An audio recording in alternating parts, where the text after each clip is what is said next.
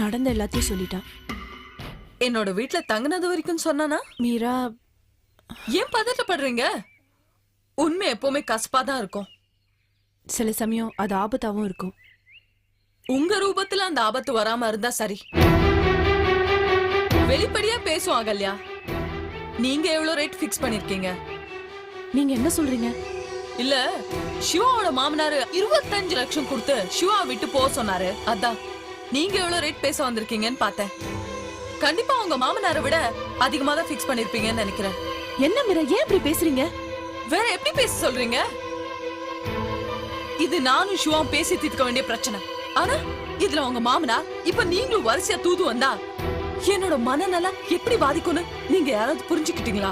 Meera please, உங்களை என்னால புரிஞ்சுக்க முடியுது. இந்த மாதிரி ஒரு சம்பவம் நடந்திருக்க கூடாதுதான், ஆனா நடந்துருச்சு. இனிமே அது எப்படி சால்வ் பண்றதுன்னு யோசிக்கிறத விட்டுட்டு மறுபடியும் அதை பத்தி பேசி காம்ப்ளிகேட் பண்ண வேண்டாம்னு நினைக்கிறேன். காம்ப்ளிகேட் நான் பண்ணல, நான் அமைதியா தான் இருக்கேன். நான் அப்படி காம்ப்ளிகேட் பண்றதா இருந்தா சிவாவை கம்பல் பண்ணி எப்படியாவது என் கழுத்துல தாலிய கட்ட வச்சிருப்பேன். நான் அப்படி எதுவும் பண்ணலையே. நான் சிவாவுக்கு எவ்வளவு ஹெல்ப் பண்ணிருக்கேன். பணம் தேவைப்பட்டப்ப பணம் கொடுத்திருக்கேன். சொசைட்டில ஒரு அந்தஸ்து வேணும்னு நினைக்கும் போது நான் பிசினஸ் ஆரம்பிச்சு கொடுத்தேன். அதே மாதிரி இதுவும் அவருக்கு தேவைப்பட்டுச்சு, நான் கொடுத்துட்டேன். நான் எப்பவுமே சிவாவோட உணர்வுக்கு மதிப்பு கொடுக்கற ஆளு. அதுல என்ன தப்பு?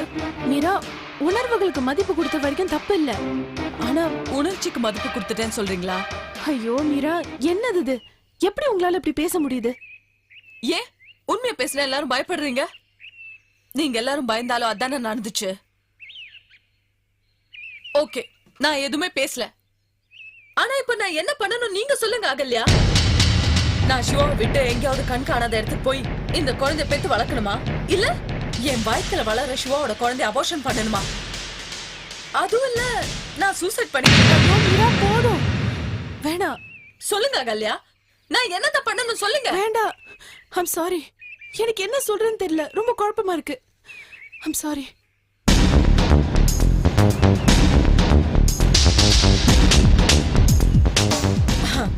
அகல்யா, நீ உணர்வுக்கு அடிமையானவ. உன்கிட்ட எப்படி பேசினா நீ ரியாக்ட் பண்ணுவேன்னு எனக்கு நல்லா தெரியும். யார எப்படி டீல் பண்ணோங்கிறதுல இந்த மீரா டாக்டரேட்டே வாங்கியிருக்கா அகல்யா. அது புரியாம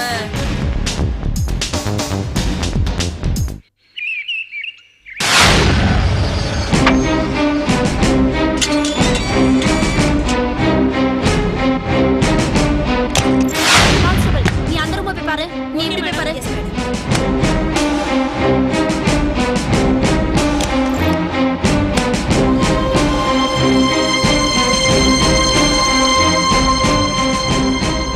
அந்த ரூம்ல யாரும் இல்ல மேடம். யாரும் இல்ல மேடம். என்ன? சரி மேல வா.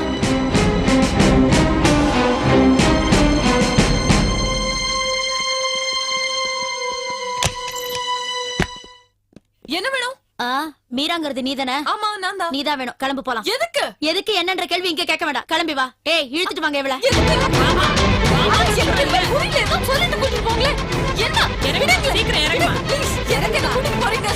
போலடி, அரஸ்ட் பண்ணி இழுத்துட்டு போறோம். வாய மூடிட்டு ஒழுங்கா வந்துரு.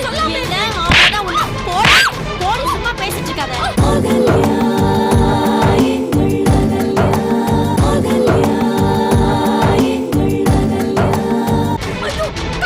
சும்மா கத்தாத, நீ நடடி.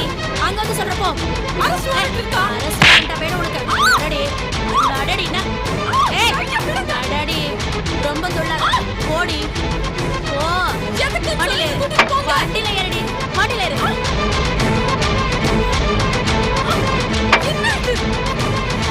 ஏதாவது சொல்லுங்க ப்ளீஸ்.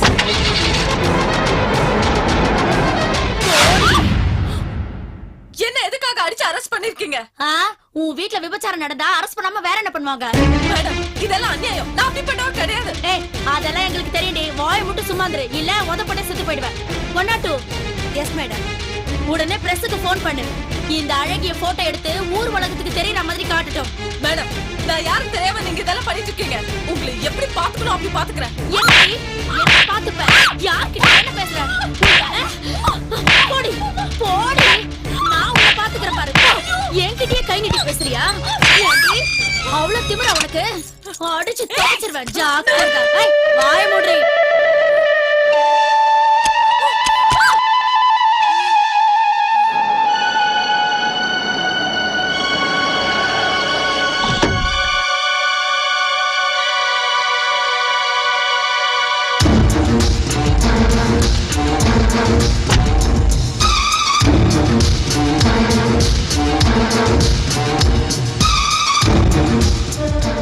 என்னம்மா இன்ஸ்பெக்டர், தலைவி என்ன சொல்றாங்க?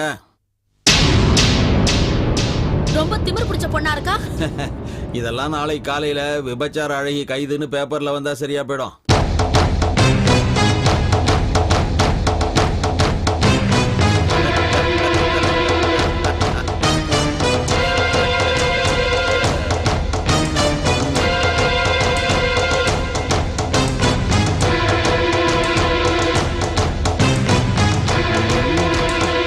என்னம்மா எப்படி இருக்க? இதான் நம்ம கவனிப்பு. எப்படி இருந்த நீ? இப்படி ஆயிட்ட பத்தியா? டேய், உன்னை இதுக்குதான் ஆட்டம் அளவா ஆடணுங்கிறது. பிளாக்மெயில் பண்றதும் செக்மேட் வைக்கிறதும் உலகத்திலேயே உனக்கு மட்டும் தான் தெரியுமா என்ன? இப்ப நான் வச்சிருக்கேன் பாத்தியா செக்மேட். ஏய், உணர்ச்சி வசப்படாத. உணர்ச்சி வசப்படக்கூடாத இடத்துல உணர்ச்சி வசப்பட்டுட்ட என்ன பண்றது? சரி, போனா போகுதேன்னு உனக்கு நான் பணம் கொடுத்து பார்த்தேன். அதுக்கு நீ ஒத்து வரல. அதான் இப்படி இறங்கிட்ட. சாம தண்டனை கேள்விப்பட்டிருக்கியா நீ? அதாம்மா, முதல்ல பேசி பார்க்கறது, அப்புறமா மிரட்டி பார்க்கறது, கடைசியா அடிச்சு பார்க்கறது. இது கடைசி ஸ்டெப். இதுக்கு நீ அடங்கிதான் ஆகணும். அடங்கல அடக்குவேன். வீட்டுக்கு என்னமோ கொரியர் அனுப்பினிய கர்ப்பம்னு, அது எதுவும் நாளைக்கு அழகி கைதுன்னு பேப்பர்ல வந்ததுக்கு அப்புறம் எடுபடாதுமா. ஏன்னா விபச்சார கேஸ்ல கைதானவங்க சொல்றதெல்லாம் யார் நம்புவாங்க சொல்லு? உனக்கெல்லாம் மனிதாபிமானமே கிடையாதா? ஏய், மனிதாபிமானத்தை பத்தி நீ பேசுறியா? நீ கொஞ்சமாவது மனிதாபிமானத்தோட நடந்திருந்தா நானும் மனிதாபிமானத்தோட நடந்திருப்பேன். சரி, இப்போ ஒண்ணு கெட்டு போல. உனக்கும் அதாவது உன் கர்ப்பத்துக்கும் என் மாப்பிள்ள சிவாவுக்கு எந்த சம்பந்தம் இல்ல. அவர் லைஃப்ல இனிமே நான் எந்த சூழ்நிலையிலையும் தலையிட மாட்டேன்னு எழுதி கொடுத்துட்டு போயிடு. இந்த விஷயத்தை இப்படியே ஒண்ணுமில்லாம பண்ணிடுறேன். நான் ஒரு வார்த்தை சொன்னா போதும், இப்பவே உன்னை வெளியில அனுப்பிச்சிருவாங்க. என்னங்க மேடம்? ஆமா சார். என்ன பணத்தால எதுவும் சாதிக்க முடியும்ன்ற திமிர்ல பேசுறியா? அந்த பணம் என்கிட்டயும் இருக்கு, மறந்துடாத. ஓ, அப்படியா? அதிகாரத்தை விலை கொடுத்து வாங்கிட்டோன்னு மிரட்டி பாக்குறியா? உன் அரட்டலுக்கும் மிரட்டலுக்கும் பயப்படவ நான் கிடையாது. நான் எப்பவுமே ஒரு ஆம்பளை கிட்ட மோதுவேன், ஒரு பொம்பளை கிட்ட மோதுவேன். உன்ன மாதிரி ஆம்பளை உருவத்துல நடமாடுற ஒரு பொம்பளை கிட்ட மோத மாட்டேன். உன்ன மாதிரி ஒரு பொட்டை கிட்ட மோத மாட்டேன்னு சொன்னேன். என்னடி இவ்வளவு கொடுத்து உனக்கு திமிர் அடங்கியாடி? திமிர் அடங்கியாடி உனக்கு? உன்னை எவ்வளவு கொடுத்து இப்படி நடந்துப்பேன். உன்னை எல்லாம் கவனிக்கிற இடத்துல கவனிச்ச தாண்டி அடங்குவேன். எங்களையும் ஏற்றி பேசுறியா? இனிமே வாய் திறப்பு. வாய் திறந்து பாரு என்ன நடக்குதுன்னு. யாருக்கு வந்து என்ன வச்சு பேசுறேன்? பிச்சுடு வச்சு திமிரு எப்படி அடக்கிறது பாருடி. இன்னும் எப்படி எடுத்து பேசுறேன் பேசு பாரு.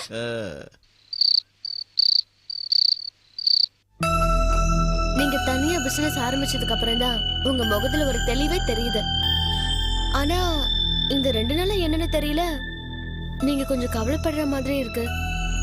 என்னங்க, ஏதா பிரச்சனையா? சாச்சா, அதெல்லாம் ஒண்ணும் இல்ல. புதுசா ஒரு பிசினஸ் ஆரம்பிச்சிருக்கோமே, அதை எப்படி டெவலப் பண்ண போறோங்கிற கன்ஃபியூஷன் தான், வேற ஒண்ணும் இல்ல. இல்ல, நீங்க எதையும் ஓப்பனா சொல்லவே மாட்டேங்கிறீங்க.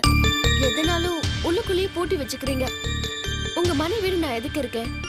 என்கிட்ட மனசை விட்டு டிஸ்கஸ் பண்ணா உங்களுக்கு கொஞ்சம் ரிலாக்ஸா இருக்கும்ல. இங்க பாரு ரம்யா, இப்ப எனக்கு ஒரு பிரச்சனைனா அதை நான் உன்கிட்ட ஷேர் பண்ணிக்காம வேற யார்கிட்ட ஷேர் பண்ணிக்க போறேன்? அப்படிலாம் எதுவும் இல்ல.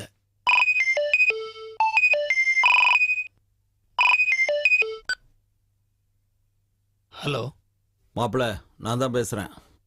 சொல்லுங்க. மீரா இனிமே உங்களுடைய வாழ்க்கையில குறுக்க வர மாட்டான். நீங்க கவலைப்பட வேண்டாம்.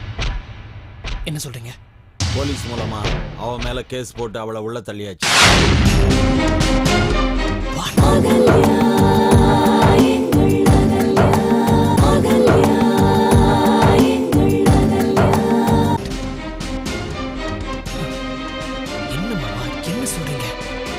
ஏன் இந்த மாதிரி பண்ணீங்க? வேற என்ன மாப்பிள்ள பண்றது? பேசி பார்த்தேன், மிரட்டி பார்த்தேன், எதுக்குமே அவ மசிக்க மாட்டேங்கிறா. அதனாலதான் அவ விபச்சார கேஸை போட்டு அவளை தூக்கி உள்ள வச்சாச்சு. 2 நாளைக்கு அவ உள்ள இருந்தா போதும், அவளுக்கு புத்தி தானா வரும். அதுக்கப்புறமா அடம் பிடிச்சான்னா போதைப் பொருள் வச்சிருந்தா அப்படி இப்படின்னு 2 கேஸ் சேர்த்து போட்டு வெளியவே அவ வர முடியாதபடிக்கு பண்ணிடலாம். நீங்க இனிமே அதை பத்தி கவலைப்படாம நிம்மதியா இருங்க மாப்பிள்ள. ஐயோ, அதுக்காக இப்படியே பண்ணுவீங்க மாமா? என்ன, ரம்யா பக்கத்துல இருக்காளா மாப்பிள்ள? ஆமா. அப்படின்னா நான் அப்புறம் பேசுறேன். வச்சிடறேன். ஏங்க அப்பா பேசுறாரு, கொடுங்க நான் பேசுறேன். முதல்லயே சொல்லிருக்கலாம்ல, அப்பதான் பேசுறாருன்னா நானும் பேசிருப்பேன்ல. இப்ப என்ன, வீட்டு லேண்ட்லைன்ல இருந்து ஃபோன் பண்ணி எவ்வளவு நேரம் வேணாலும் பேசிக்கோ. யாரும் ஒண்ணு வேணாம்னு சொல்ல போறா? பரவாயில்ல, வேண்டாம், காலையிலே பேசிக்கிறேன்.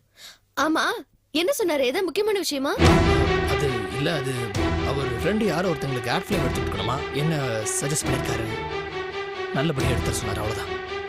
இல்ல, இடையில நீங்க ஏதோ ஷாக் ஆன கிளையண்ட் மாதிரி. ரொம்ப பெரிய கிளையண்ட் ரம்யா, அதனால பார்த்து ஒழுங்கா எடுத்து சொன்னாரு, அவ்வளவுதான். வேற ஒண்ணும் இல்ல, புரியுதா? இல்ல, நீங்க ஏதோ என்கிட்ட மறைக்கிறீங்க, எனக்கு நல்லா நான் தெரியுது. ஒண்ணும் மறைக்கல ரம்யா, நீ பேசாம படுத்தூங்கு. நான் போய் உங்க அப்பா பாத்துக்கிறேன். என்னங்க இந்த ராத்திரிலையா? மணி என்ன 12டா? 8 மணி தான் ஆகுது. எங்க உங்க அப்பா வீட்டுக்கு தானே போறேன். நான் சின்ன குழந்தையா, போயிட்டு வந்துடுறேன். நீ கவலைப்படாம இரு. எனக்கு காலையில போக கூடாதா? ரம்யா, புதுசா பிசினஸ் ஆரம்பிச்சிருக்கும் போது நேரம் காலம் பார்த்தா வச்சுக்கேன், அப்புறம் வாழ்க்கையில முன்னேறவே முடியாது, புரிஞ்சுதா? என் கோவத்தை தயவு செஞ்சு கிளறாத, நான் போயிட்டு வந்துடுறேன். இந்த நேரத்துல தான் போணுமா?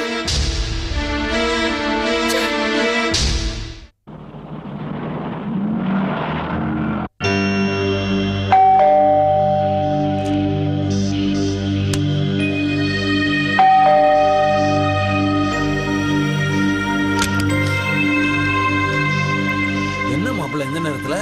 என்ன காரியம் பண்ணிருக்கீங்க மாமா? சரி சரி, முதல்ல உள்ள வாங்க, பேசலாம். உள்ள வாங்க. வாங்க மாப்பிள்ள, உட்காருங்க. நான் ஒண்ணு இங்க உட்கார்றதுக்காக வரல. மீரா எனக்கு எவ்வளவு ஹெல்ப் பண்ணிருக்கா தெரியுமா? அவளை போய் இந்த மாதிரி பண்ணிருக்கீங்க. ஏதோ கூப்பிட்டு அவளை மிரட்டி அனுப்புவீங்கன்னு பார்த்தா பிராஸ்டியூஷன் கேஸ்ல அவளை உள்ள தள்ளிருக்கீங்களே. நினைச்சா எனக்கு உடம்பெல்லாம் அப்படியே கூசுது மாமா. நீங்க பாருங்க, மேல மேல எனக்கு பாவசமா ஏற வேண்டாம். நீங்க வாங்க, நம்ம 2 பேரும் போய் அவளை ரிலீஸ் பண்ணி ரிலீஸ் பண்ணி என்ன பண்ண சொல்றீங்க? வேற விதமா பேசி அவளை சமாதானப்படுத்தலாம். இப்படி அவ வேதனைப்படுறதை என்னால தாங்கிட்டு இருக்க முடியாது. இங்க பாருங்க மாமா, உங்களுக்கு அவளை பத்தி தெரியாது. அவ டென்ஷன் ஆனா என்ன வேணா பண்ணுவா. என்ன மாப்பிள்ள பேசுறீங்க? பொம்பளாவ என்ன வேணாலும் பண்ணுவேன்னு சொல்றா. ஆம்பளை நான் பார்த்துட்டு சும்மா இருக்க முடியுமா? நீங்க புரிஞ்சுக்காம பேசிட்டு இருக்கீங்க. நீங்க தான் புரிஞ்சுக்காம பேசிக்கிட்டு இருக்கீங்க. இப்ப இந்த நீங்க விஷயத்துல சென்டிமெண்ட்டுக்கெல்லாம் இடம் இல்ல. நீங்க வீட்டுக்கு போங்க, நான் இப்ப நீங்க பாத்துக்கிறேன். என் கூட வர போறீங்களா இல்லையா? என்ன மிரட்டுறீங்களா? நான் கூப்பிடுறது உங்களுக்கு மென்டலா தெரிஞ்சா அதை பத்தி எனக்கு கவலை கிடையாது. இப்ப நீங்க வரல, நான் வேற மாதிரி ரியாக்ட் பண்ண வேண்டியிருக்கும். என்ன மாப்பிள்ள ரியாக்ட் பண்ணுவீங்க? பண்ணுங்க, அத பத்தி எனக்கு கவலை இல்ல. செய்யறதெல்லாம் செஞ்சுட்டு என்னமா நான் தப்பு பண்ண மாதிரி பேசிக்கிட்டு இருக்கீங்க. சரி, நியாயம் நீதினு பேசிக்கிட்டு இருக்கீங்கல்ல, இந்த விஷயத்துல நீங்க நியாயமா நடந்துக்கிட்டீங்களா? அந்த பொம்பளை போய் தொட்டீங்கல்ல, அப்ப நியாயம் தெரியலையே. நான் அன்னைக்கு அன்கான்ஷியஸா இருந்த போது தப்பா நடந்த ஒரு விஷயம். அதை போய் மாப்பிள்ள அன்கான்ஷியஸ்ல என்ன நடக்கும் நடக்காதுன்னு எங்களுக்கு தெரியாதா? எங்களுக்கு படம் சொல்றீங்க. இத பாருங்க, நீங்க அப்படியெல்லாம் நடக்க மாட்டீங்கன்னு நான் நினைச்சுக்கிட்டு இருந்தேன். ஆனா நீங்களும் சராசரி ஆம்பளை மாதிரி தான் நடந்துட்டு இருக்கீங்க. அதுக்கு இப்ப வருத்தப்பட்டோ கோவப்பட்டோ ஒண்ணும் ஆக போறதில்ல. சில விஷயங்களை இப்படி எல்லாம் பண்ணாதான் சரியா வரும். அடிதடி தான் இதுக்கு ஒரே வழி. பிசினஸ் டெக்னிக்கை தான் நான் யூஸ் பண்ணிருக்கேன். என்ன பேசுறீங்க நீங்க? பிசினஸ் லைஃப் ஒண்ணா?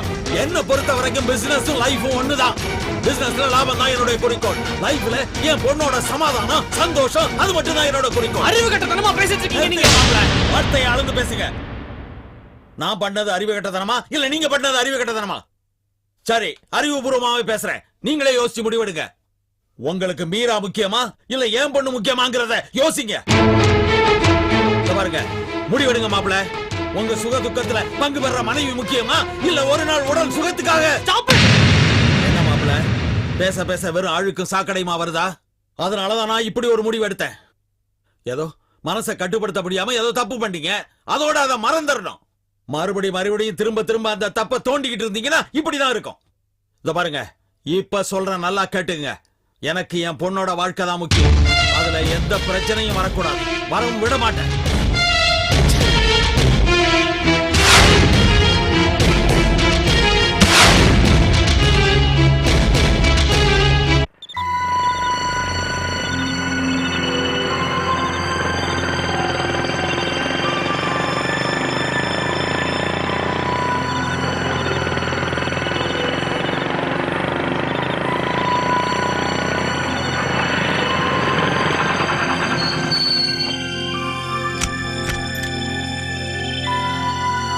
என்னங்க இவ்ளோ கோவமா வரீங்க? அதெல்லாம் ஒண்ணு இல்ல. என்னங்க பைக்ல இருக்கிற கீயை கூட எடுக்காம வரீங்களே?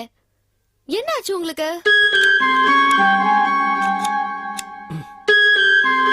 சரி, கிளைண்ட் கிட்ட பேசிட்டீங்களா? இல்ல, நான் போறதுக்குள்ள வேற ஏதோ ஒரு முக்கியமான கால் வந்துச்சு, அவர் போயிட்டார். அப்புறம் எதுக்குங்க அப்பா உங்களை இவ்ளோ அவசரமா வர சொன்னாரு? ஏதோ வர சொல்லிட்டாரு, விடா. இப்ப என்னதுக்கு? அதுக்காக உங்களை அப்படி அலைய விடுவாரா?